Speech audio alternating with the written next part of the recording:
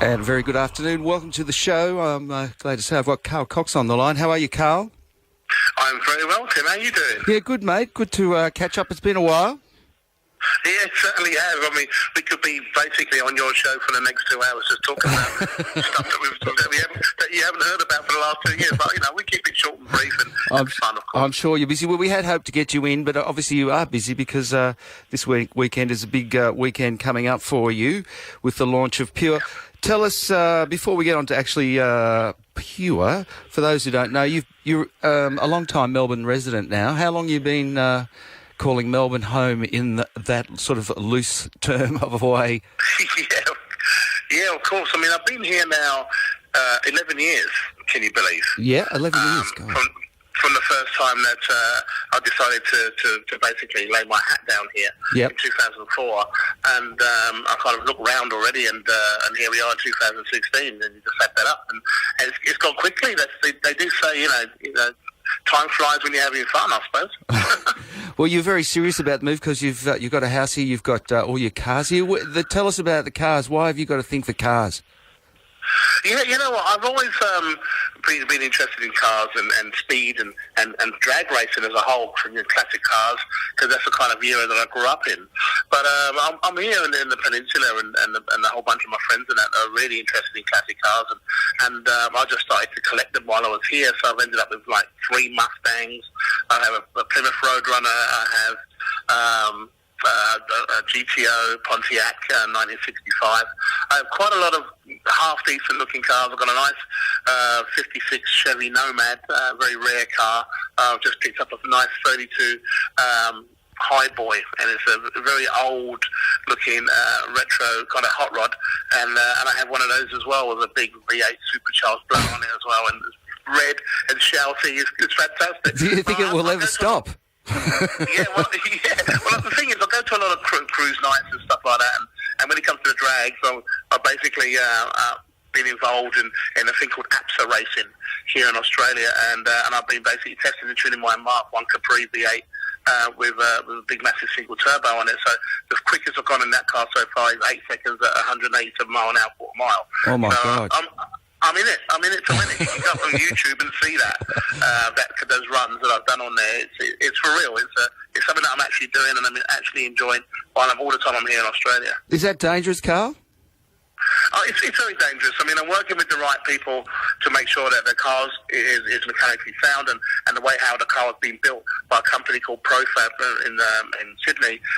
These guys do not let you run the car unless the safety aspects of what you have is 110% there. And of course, Andra, who are the drag racing lobbyists here in Melbourne, they have to sign off on all the safety aspects of the car before you let me run in such a way, because they're fast times, you know, and the thing is, it can go wrong real quickly, and if you don't have those kind of security things put in place, and then, here today, gone tomorrow. Yes, exactly.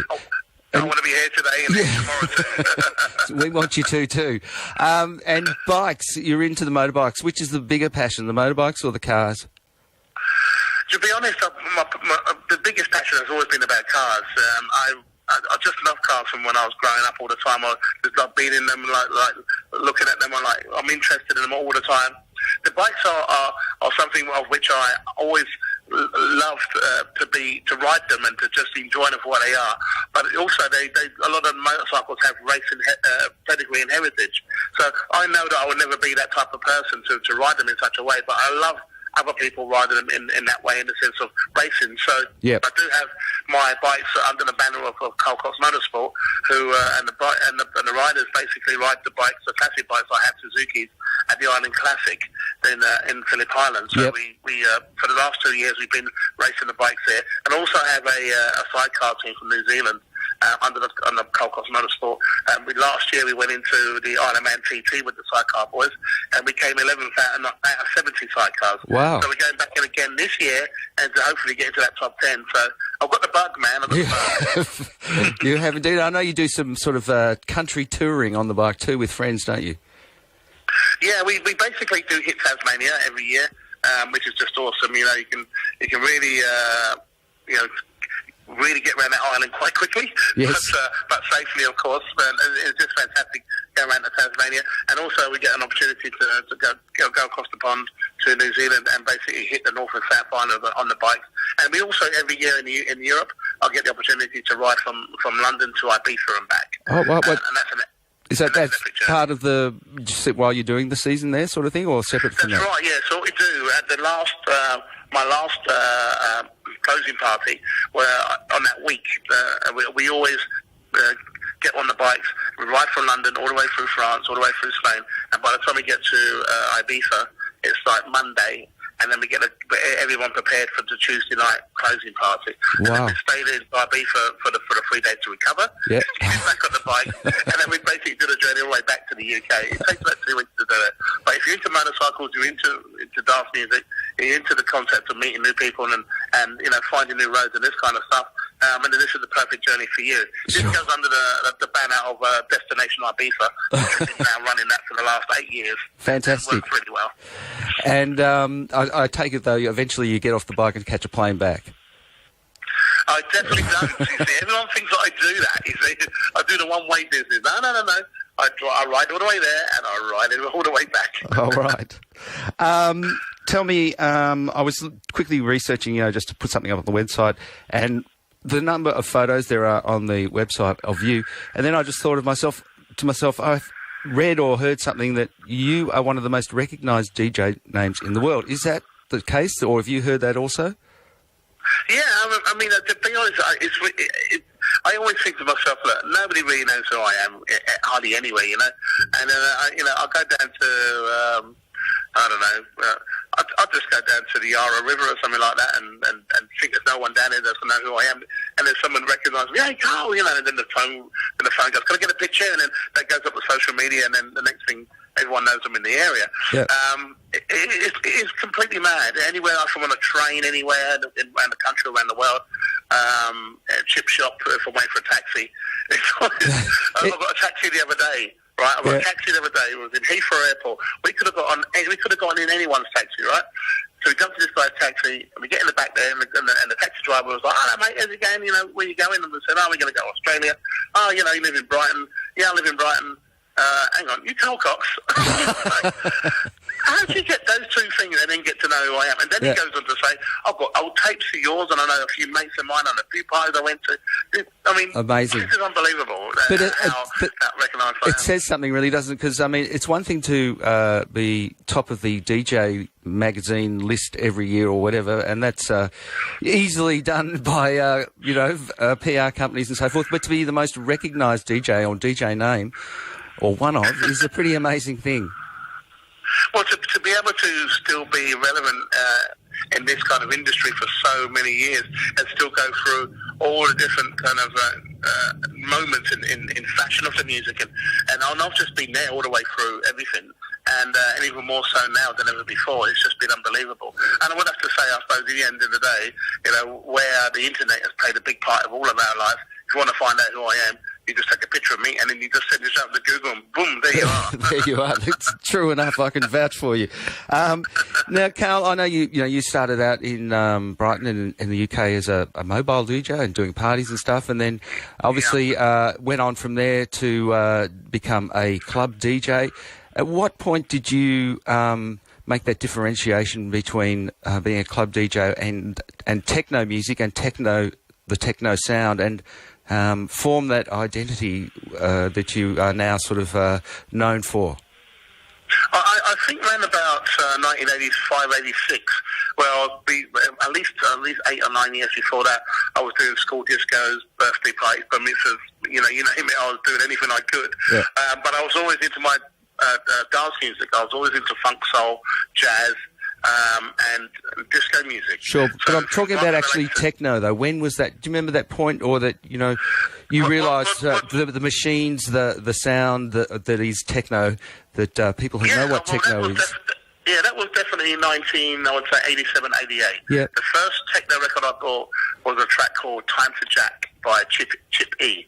And as soon as I bought that record, I wanted to find and play as much of that music as humanly possible, even though at those times people were still listening to soul, they were still dancing to funky beats. Hip-hop was massive at that time. But this movement was happening, and it was coming, and I was into it. So from I would say late 87, 88 is where it all started for me. Okay, and to now the sound of techno. Well, the thing is about the sound of techno is always has that between 122 BPM up to 132 is kind of the techno realm. Yep. But what it is now is just that people over the years have now felt that they can basically bring their musicianship and utilize the machines that you're able to now connect quite easily now to your computer systems, and then basically make all types of aspects of techno, whether it's techno house, techno soul, techno metallic. It's encompassing of everything, and it's very, very groovy, the sound these days of techno. Is why it's got such a massive wide appeal. And I mean, many years ago, people were very scared of the sound or the word terminology of techno because it was seen to be metallic, too fast, too hard, and no women would get into it. But because of this nature of the original techno sound, but it's not like that anymore. Things have changed. We've grown up in the sound. It's been more cultured and more accepted worldwide based on where the sound is at the moment. Sure. And I'm enjoying all of the aspects of that. So for me, I mean, yes, I'm techno, but underneath it all, there's all different facets of that sound. Sure. Well, you've called do we call it Festival Pure? Is that what you want it known as, a festival? Well, the thing is, it's not actually a festival as such. We call it the Pure event. Yeah. Now, the thing about it being an event is that at the moment it will only be confined to indoor venues until we feel it's necessary to branch out in such a way that we can accommodate the ideals of bringing it to a kind of a festival point of view. Sure. We don't want it to be anything more than 8,000 to 10,000 people. We don't want it to be anything more than just two areas, which would be the sound of house music and the sound of potential techno music as we know what we're listening to right now. Sure. And so the ideals is to keep it boutique-y, so we can able to carry on the ideal of the event forevermore. So, we're not looking for higher heights with this. We're just looking for it to be right, to be the reasons why people want to come, and to see the DJs and acts that we bring to the table. And, I did my homework and research before I decided to do this with Richie McNeil and also Eric Powell, in the concept of the ideals of bringing something that I believe to the table for Australia. I've held back for years and years and years by not doing anything here in Australia and just working for everyone else. Well, as you know, there's a lot of festivals now that have gone to the wall. There's a few people representing the sound of techno, but it's still not getting the point across of the reason why people should come. Mm-hmm. So now I'm putting this to the table and I'm going, right, well, I'm bringing these DJs over. We're going to be here on these dates, and that's all we're doing. So it's having one room at a time, having all these DJs to play in one room. So we program it from 118 BPM, so it moves all the way up through until it gets to its crescendo at the end of the night. And that's how it works for me at Space in Ibiza. Sure. That's how it works for me when I do my Carl Cox and Friends. Well, I was going to say, you've lost the opportunity to do Carl Cox and Friends in Australia, haven't you, really? Yeah, well, the thing was, it was a part of something else. Yeah. And that was a problem. People wasn't just paying their money and paying their ticket just to see me play and have my concept at an event. A festival event. It was just a part of their circus. Now, if there is anything to sway you in that way, I'm doing this, I'm playing here, and these DJs are playing with me, and that's it. If you don't want it, then just don't go. Sure. But if you want it, then you're going to take it all. And that, for me, is perfect based on that we think about the public directly. Yep. If you want certain DJs to come to the country, and we know we can bring 2,000 or 3,000 or 4,000 people that will see that DJ, and then you're going to have a great night, no doubt. Rather than spend all this money on a massive DJ, and then you have to bring minimum 15,000, 20,000 people to pay for that aspect, and then the DJ may or may not deliver. Well, this is where it all gets a bit kind of crazy, because if you want that to happen again, some people who didn't think it was so good won't go. Yep. Some people who basically thought it was great will then give it another shot, but they may not go again, and then that's it. So for me, the idea is to every year bring a different DJ, a different vibe, a different style, a different energy, and hopefully different venues to the table, so people will at least be interested, at least be supportive in what I believe that can happen here in Australia. Sure. And with me basically headlining the charge of all of that, that Australia gets something which is pure. So that's what I was going to say. The name Pure is meant to reflect that it's pure sound, pure energy. Yeah. Pure passion, pure belief, pure ticket price.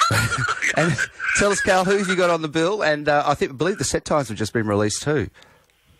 Yeah, I mean, we have Format B coming over And for me, I was playing his records, and they're worth, a good chart and everything, but primarily fantastic DJ, brings a really good vibe to the table. So bringing him over, we got DJ HMC coming over. Love Cam. I mean, he's been around for eons. Yep. And, he deserves to be on the bill. He's basically the godfather of techno in Australia, I would venture to say. Yeah. I mean, it can't be. I just can't be the only one from the old guard that's been around for so long. I mean, HMC. He still has the goodness in what he does, the way he does, and for me to support him to just be phenomenal. And then we have the young gun coming across, Joseph Caparati. And Joseph is going to be his first time here being in Australia. So you can imagine he's super, super excited about that. But also, he's basically in his own right, becoming the next, I would say, superstar DJ in the techno field. But you'll see his attitude to what he's doing, the passion that he has. It's infectious, and I really want people to see that here in Australia for the first time. And of course, from the old guard as well, we have Eric Powell playing too. Yeah. So he's and the new guard too, I think. Can't we call him from both? He's by guards. Yeah, that's right. I mean, that's the thing, you see. It's kind of like we want to try and represent everyone as much as we can with the time frame that we have. Yes. Tell me a couple more things before I let you go, Carl. Last year at Space, this year coming up, is that right? It's the last year at Space. I mean, a lot of people think that I'm leaving the island. I'm not DJing anymore. Yeah. Obviously it's going to be over because I stopped doing Space. Ibiza will carry on. Great guns. But were you in Ibiza? Without me being at Space. Have you got anything in the pipeline yet? No, not really. To be honest, I'm going to be happy for the Tuesday off, because the thing is, I've been basically as a resident DJ full on, and every week has been absolutely madness for 15 years straight. Yeah. And I was DJing 4 years before that at Space. So I've given up not only my Tuesday, but I've given up my Monday and Wednesday to do that Tuesday. So, I would like to kind of like just to put my feet up a little bit and let myself live a little, just see, Yes.